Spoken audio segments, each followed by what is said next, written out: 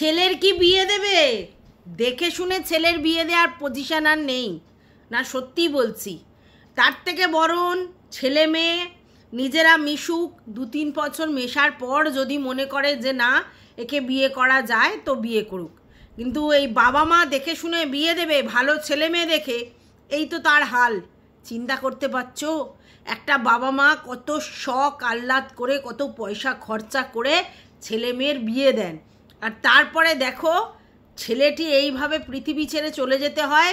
মানে তাকে রীতিমতো বউ নাকি তাকে এইভাবে নৃশংস কাণ্ড করে তার সাথে। তাহলে তোমরা চিন্তা করতে পারছো কাকে বিশ্বাস করবে?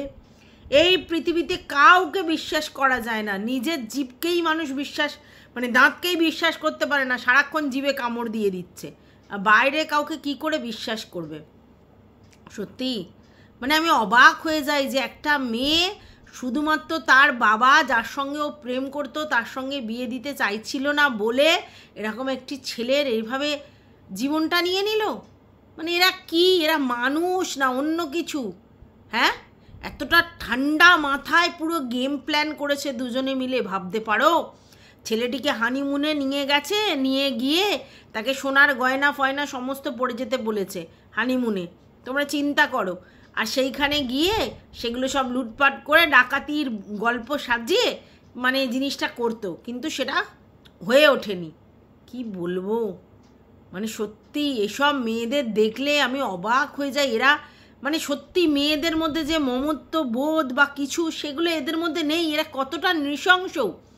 ভাই তুই অ্যাডাল্ট, তোর বর অ্যাডাল্ট, তুই যার সঙ্গে প্রেম করতিস সেও অ্যাডাল্ট। তোর যদি মনে হয় বাবার দেখা ছেলে বিয়ে করতে পারবি না পরিষ্কার জানাবি, তারপর নিজের মতো করে বিয়ে করবি। কেন একটা ছেলেকে বেকার বেধড়ক এইভাবে মানে নৃশংসতার পরিচয় দিলি? কেন একটা মা বাবার কোল থেকে তার ছেলেটাকে কেড়ে নিলি? কীরকম পাষান্তরা, হ্যাঁ রে, কিছু বলার নেই। তো চলো, welcome back to my channel. আশা করছি তোমরা সবাই খুব ভালো আছো, আর আমিও খুব ভালো আছি। না ভালো আছি বলা যায় না গো, চারিদিকে যা হচ্ছে তাতে আর ভালো আছি বলা যায় না। মানে মা কি করে পারে সব বাচ্চা ছেড়ে, সেই এক চব্য। বরের সঙ্গে মিলিয়ে বউয়েরা সেসব এক নাটক, বর ছেড়ে দিয়ে চলে যাচ্ছে, মানে নাটকের পর নাটক ইউটিউবে। আর এখন আবার খবরে আসছে মানে সে আর এক দুর্বিষহ জিনিস, বরকে তোর পছন্দ নয়, তোর যাকে পছন্দ ভাই তার হাত ধরে তুই চলে যা, 2 দিন পর তোর বাবা এমনি মেনে নেবে, আর না মেনে নিলেও কাজ কিছু প্রবলেম নেই। তোর বাবার ওখানেও অ্যাকাউন্টের কাজ করতো, অ্যাকাউন্টেন্টের, অন্য কোনো কোম্পানিতে কাজ করবে, আর তুই তো নিজে একটা চাকরি করিস, শুনছি মেয়েটি চাকরি করতো সোনাম। তাহলে ভাবো, তাহলে তোদের অসুবিধাটা কোথায়? না, বাবার সামনে এরকম প্রমাণ করবে, যেহেতু মেয়েটি বিয়ের পর যদি খুব শিগগিরই এইরকম বিধবা হয়ে যায় তাহলে বাবা তখন ভাববে যে আমার মেয়ের জীবনটা এরকম বরবাদ হয়ে গেল, ঠিক আছে তাহলে ও যদি এই ছেলেটির সঙ্গে বিয়ে করে খুশি থাকে তাহলে থাক। এরকম প্ল্যান করবার জন্য যার সঙ্গে বিয়ে হয়েছে তাকে পুরো মানে কি বলবো পৃথিবী থেকে সরিয়ে দিল। আচ্ছা এদের কি মায়া মমতা বলে কিছু জিনিস নেই? একটি ছেলের সঙ্গে তুই যাই হোক একদিনের জন্য হলেও তো তার সঙ্গে বিয়ে করে তার সঙ্গে জীবন কাটিয়েছিস, তার সঙ্গে হানিমুনে গেছিস, তার সঙ্গে যথেষ্ট সুস্থ সম্পর্ক, তাকে এইভাবে করতে পারলি? এটা হাত কাঁপলো না? মানে এরা হচ্ছে সত্যি, এরা অপরাধ প্রবণতা নিয়েই জন্মায়। এই যে সনাম, এই যে রাজ, এরা অপরাধ প্রবণতা নিয়েই জন্মায়। এরা অসভ্য, এদের মন মানসিকতা কিচ্ছু নেই, পাষাণ, এরা নৃশংস। এইভাবে একটি ছেলেকে তুই কি করে করলি হানিমুনে গিয়ে? ভাবতে পারছো এরা কীরকম?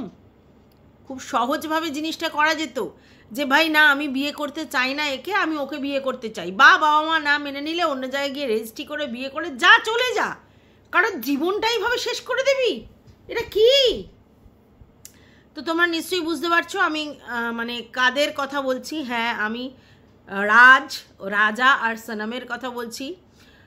সনাম আর রাজা, যাদের দুজনে রঘুবংশীয়, যাদের দুজনে বিয়ে হয়েছিল ভেরি রিসেন্ট 11ই মে, 20 তারিখে তারা হানিমুনের জন্য রওনা হয়েছিল এবং 23 তারিখেই এই জিনিসটা ঘটে, ঠিক আছে?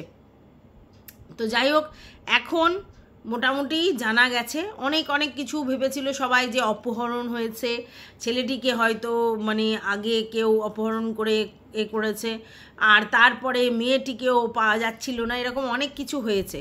ওরা ঘুরতে গেছে শিলং, কামাখ্যা মন্দিরে পুজো দিয়েছে, ওখান থেকে ওকে পাওয়া গেছে মানে গাজিয়াবাদ না কোথায়, ওখানে পাওয়া গেছে, ঠিক আছে, তাহলে উত্তরপ্রদেশে। মানে চিন্তা করো কোথা থেকে কোথায় চলে এসেছে। এবার মানে এগুলো সব প্ল্যানের মধ্যেই ছিল যে ও বলবে যে আমাকে ওখান থেকে তুলে নিয়ে চলে এসেছে, আমি কিছুই জানি না, আমাকে এখানে এসে পাওয়া গেছে, আমাকে অপহরণ করেছে, এইসব নাটক করবে, ওই জন্য ওখান থেকে এখানে চলে এসেছে। আলটিমেটলি কিছু না, আলটিমেটলি ও সুপারি কিলার দিয়ে এই রাজের সঙ্গে মিলে, রাজ মানে হচ্ছে ওই সোনমের বাবার অফিসে যে অ্যাকাউন্টেন্টের কাজ করে, যে ওর প্রেমিক, তার সঙ্গে মিলে সুপারি কিলার দিয়ে ওই রাজাকে পুরোপুরি পৃথিবী থেকে সরিয়ে দিয়েছে। এবং তারপরে সেটা তো জানাজানি হয়ে যাবে, ওই জন্য ওর আকবার কেসটা দেবে, মানে যে ও গুম হয়ে গেছে, ওকে গায়েব করে দিয়েছে। এবং ডাকাতির কেস সাজাবে বলে আগে থাকতেই মানে হাজব্যান্ডকে বলেছিল হানিমুনে সোনার গয়না পরে যেতে। তাহলে চিন্তা করতে পারছো, তার মানে এই সোনার গয়না পরে গেলে কি আমাদের গায়ের সমস্ত গয়না খুলে নিয়েছে, নিয়ে এই কাণ্ড করেছে। কিসের মানে মোটিভ তো বলতে হবে যে এই জন্য এই হয়েছে, এইটা ভাবতে পারছো কি প্ল্যান, কতটা মাস্টার মাইন্ড এবং ঠান্ডা মাথার খিলাড়ি। এবং শোনা যাচ্ছে অলরেডি তখন রাজাকে পুরো ওরা শেষ করে দিয়েছে, তারপরে ওর মা ফোন করাতে দিব্যি তার সঙ্গে ঠান্ডা মাথায় কথা বলছে। ইসানাম, চিন্তা করতে পারো। আর ওদিকে রাজ তার বাবারকে মানে আর কি সামলাচ্ছে, মানে সনমের বাবাকে সামলাচ্ছে, যে এরকম একটা কাণ্ড হয়েছে তার জন্য। মানে কতটা ঠান্ডা মাথার খিলাড়ি এরা, চিন্তা করো। আরও বেশ কয়েকজন ধরা পড়েছে যারা ওর কি সুপারি নিয়ে আর কি এরকম করে, তাদের ধরা পড়েছে। আর তোমরা চিন্তা করো যে একটা এরকম অখাদ্য ছেলের জন্যে, মানে যে কিনা ওর বাবার ওখানে অ্যাকাউন্টেন্টের কাজ করে, তার সঙ্গে সম্পর্ক, আর একটা রীতিমতো ভালো ব্যবসায়ী পরিবারের ছেলের সঙ্গে তার বাবা বিয়ে দিয়েছে, সেটা পোষায়নি। এসব মানে অখাদ্য কুখাদ্যর জন্য এদের প্রাণ কাঁদে। মানে সত্যি এদের কি চয়েস, এদের কি রুচি, আর তেমন বিকৃত দেখতে, দেখা দিয়ে কিছু বলা যায় না, কিন্তু তবু একটা তো মানুষের রুচিবোধ আছে। এইসব জানোয়ারগুলোর জন্যে এরা বাবা মার দেখা ভালো ছেলেকে পছন্দ হয় না। কি বলবে এদেরকে বলো তো, আজকালকার মেয়েদেরকে কিছু বলার আছে? আমি অবাক হয়ে যাই এদের রুচি, এদের চিন্তাধারা, এদের মানসিকতা, এদের অসভ্যতাম দেখে। ভাবতে পারছো মানে একটার পর একটা ঘটনা আসছে, মানুষের মধ্যে ইমোশনের আর কোনো জায়গা নেই। মানে কিভাবে নিজের লোকেদের ঠকাতে পারে মানুষ, সেটার উদাহরণ এরা জলজান্ত। তুই বিয়েটা কেন করলি, এত খরচাপাতি করে দুপক্ষের বিয়ে করলি, বিয়ে করে হানিমুন নাকি সেট করেছে ও, মানে মেয়েটি নাকি হানিমুন সেট করেছে যে আমরা ওখানে যাব, ছেলেটি সেট করেনি। ছেলেটি 2 দিন আগে জানতে পেরেছে যে ওখানে যাচ্ছে, তাও আবার কি ওরা শিলং সম্বন্ধে কিছু জানেই না, বা এই যে ওখানে যাবে সেখানে সম্বন্ধে কিছু জানতোই না, ঠিক আছে, এই মেঘালয় ফেঘালয় সম্বন্ধে ওদের আইডিয়াই নেই। যখন জিজ্ঞাসা করেছে বলছে যেখানে চায়ের বাগান আছে, যেখানে চা পাত্তি পাওয়া যায় সেইখানে যাব। চিন্তা করো, সেখানে গিয়ে কামাখ্যায় পুজো দেব, তারপরে সেখানে গিয়ে আবার বাইক নিয়েছে, ইচ্ছা করে বাইক নিয়েছে যাতে কিনা খুব সহজে ওকে অ্যাটাক করা যায়, ওই জন্য ওখানে বাইক ভাড়া পায়, সেটা নিয়ে এখানে ওখানে ঘুরছে। আবার যেখানে নাকি ছেলেটির দেহ পাওয়া গেছে তার পাশে নাকি একটা রেনকোট পাওয়া গেছে, আবার ধারালো অস্ত্র পাওয়া গেছে। কার রেনকোট কি সেগুলো এখন জানি না। তো চিন্তা করো মানে এরা কতটা প্ল্যান করে ওকে খাত থেকে ছুঁড়ে ফেলে দিয়েছে সমস্ত কিছু করে, আর মেয়েটাকে সেই গাজিয়াবাদের ওখানে ওকে অচৈতন্য অবস্থায় পাওয়া গেছে। তারপরে মেয়েটি ওখান থেকে উঠে ওখানে যে ধাবা, সেই ধাবার মালিকের কাছ থেকে ফোন করে বাড়িতে যে আমি এখানে, আমার এখানে পেয়েছে, আর ও কোথায় আমি জানি না। মানে কত বড় নাটক, হ্যাঁ। তখন স্বাভাবিক, এবারে ওখানে ওরকম একটা মেয়ে বিধ্বস্ত অবস্থা, ভদ্রলোক ফোন দিয়েছে, ফোন করেছে, তারপরে ওখানের লোকজনের সঙ্গে মানে ওই সোনমের বাড়ির লোকজনের সঙ্গে ওই ভদ্রলোকও কথা বলেছে। কথা বলার পরে বলেছে যে ওখানকার পুলিশ প্রশাসনকে খবর দিতে, উনি দিয়েছেন। তারপর ওখান থেকে পুলিশ প্রশাসন এসছে, তারপর ওকে উদ্ধার করেছে। এবার তখনও পর্যন্ত সবাই ভেবেছে যে অপহরণেরই কেস, যে মেয়েটিকে অপহরণ করে এদিকে নিয়ে যাচ্ছিল, মানে পাচার করে দেবে, এই করে দেবে, সেই করে দেবে ভেবে, আর ছেলেটিকে ওখানে ওই অবস্থা করেছে। তো তখনও পর্যন্ত এটাই ভাবছিল, কিন্তু সরি প্রশাসনের জেরায়, পুলিশের জেরায় মেয়েটি স্বীকার করে দেয় যে কি হয়েছে, কেমনভাবে হয়েছে, কতটা করেছে। ভাবতে পারছো?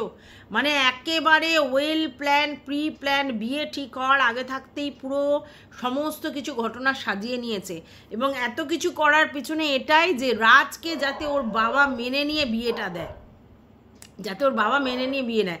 কারণ বাবা যদি মেনে নিয়ে বিয়েটা দেয়, তার মানে বুঝতে পারছো তো, তার মানে বাবা পুরো টোটালি মানে সমস্ত কিছু মেনে নিয়ে হলে তাহলে বাবার থেকে কোনো ঝামেলা হবে না, বাবা সমস্ত কিছু দেবে ঠেবে। সেই জন্য কিন্তু এই কাণ্ডটা করা হয়েছে, বুঝতে পারছো? মানে আমি অবাক হয়ে যাই এদের মন মানসিকতা, ভাবতে পারছো? আর এতটা এরা পয়সারও লোভী, এতটা পয়সারও লোভী, তার জন্য এই কাণ্ড করেছে। মানে দিনের পর দিন আমাদের সমাজটা যে কোথায় গিয়ে দাঁড়াচ্ছে, একটা মেয়ে বিশ্বাস করা যায় না, একটা ছেলে বিশ্বাস করা যায় না, সুস্থ স্বাভাবিক দেখতে, অথচ তাদের মধ্যে পুরো ক্রিমিনাল মাইন্ড। তুমি কি করে বুঝবে? এই যে কথা বলে তাদের সঙ্গে ভালোভাবে দেখাশোনা করে বিয়ে হয়েছে, দিব্যি সে রীতিমতো বিয়ে করেছে, কেউ দেখে বলবে না যে বিয়েতে তার আপত্তি ছিল। তার বাড়ির লোকেরা সবাই বলছে বিয়েতে আপত্তি ছিল, মেয়েটাকে দেখে বোঝা যাচ্ছে না, দিব্যি হাসি খুশি সমস্ত রয়েছে। তাহলে বোঝো, যার মাথায় এত বড় প্ল্যান, সে কি করে ঘুমাচ্ছিল, সে কি করে ওই ভদ্রলোকের পাশে শুয়েছিল, সে কি করে বাড়ির লোকজনের সঙ্গে সেইভাবে কথা বলছিল, এটা তো কুল ব্রেন। হ্যাঁ, কি আশ্চর্য! আমি তো অবাক হয়ে যাচ্ছি, সত্যি বলছি। মানে কাউকে আর বিশ্বাস করার জায়গায় নেই, একদমই নেই। আর যারা সন্তানের বাবা মা না, তারা খুব এখন ফ্যাসাদে পড়েছে যে আমাদের সন্তানদের বড় করে লালন পালন করে তাদের চাকরিভূত পাইয়ে তাদের জীবনে সেটেল করে তাদের যে বিয়ে থা দেবে, ঠিক আছে, ধরো সারা জীবন প্রেম টেম করেনি, তাদের একটা বিয়ের ব্যবস্থা করবে, আর তারপরে এরকম অসভ্যর থেকে অসভ্য লোকজনের সঙ্গে বিয়ে দিয়ে ফেলবে, আর তাতে জীবনটাই চলে যাবে। ভাবতে পারছো? তোরা তোদের প্রেম করার ইচ্ছে হচ্ছে, তোদের একত্রিত হওয়ার ইচ্ছে হচ্ছে, তোরা হ না, তোরা একটা ছেলেকে মাঝখান থেকে ফাঁসিয়ে তার জীবনটাকে পুরো শেষ করে দিলি। ছেলেটির মা পরিষ্কার জানিয়েছে যে এদের যেন চরম থেকে চরম শাস্তি হয়, যেন ফাঁ হয়, এটাই কিন্তু বলেছে। বলবেই তো, ছেলেটার মায়ের মনটা কীরকম হচ্ছে তোমরা বলো তো। হ্যাঁ, এ কী কাল মানে বিয়ে দিয়ে নিয়ে এসেছিল। হ্যাঁ, আশ্চর্য। ভাবো, আর তোমরা চিন্তা করো, আজকে যদি আমরা আমাদের কোনো ছেলেকে বিয়ে দিই, সেখানে যদি ছেলের বউ বলে যে আমি হানিমুনে ওখানে যাব, ছেলে যদি তাতে যায়, তা তো মা বাবারা কি বাধা দেবে? বলো ঠিক আছে, ভালো জায়গায় যা, নাকি হানিমুনে বাবা মা তাদের সাথে যাবে? তোমরা বলো তো, হানিমুনে কি বাবা মার সাথে যায়? হানিমুনে তো নিজেরাই যায়, এটাই তো, তার জন্যই তো হানিমুন নাম। তো সেইখানে যদি তোমার ছেলের বউ বলে যে আমার ওইখানে যেতে ইচ্ছা করছে, আমি ওখানে যাব, টিকিট ফিকিট কেটেছি, তার তো মানে সে চাকরি করে, তাহলে ছেলেটাকে যদি পাঠায়, আর তারপরে যদি ছেলেটা এরকম সাড়ে সর্বনাশ করে দেয়, তোমরা এখান থেকে বুঝতে পারবে? নাকি সব জায়গায় বাধা দেবে? আর যদি বাধা দাও, তখন তো বলে দেখেছো ছেলের মা ছেলেকে আগলে রাখছে, ছেলেকে এই করতে ইচ্ছে না, ছেলেকে ওই করতে ইচ্ছে না। কার মনে এত পাপ আছে কে বুঝবে ভিতর থেকে? হ্যাঁ, তোমরা বলো, কেউ বুঝতে পারবে? কি অসহ্য, কি নৃশংস।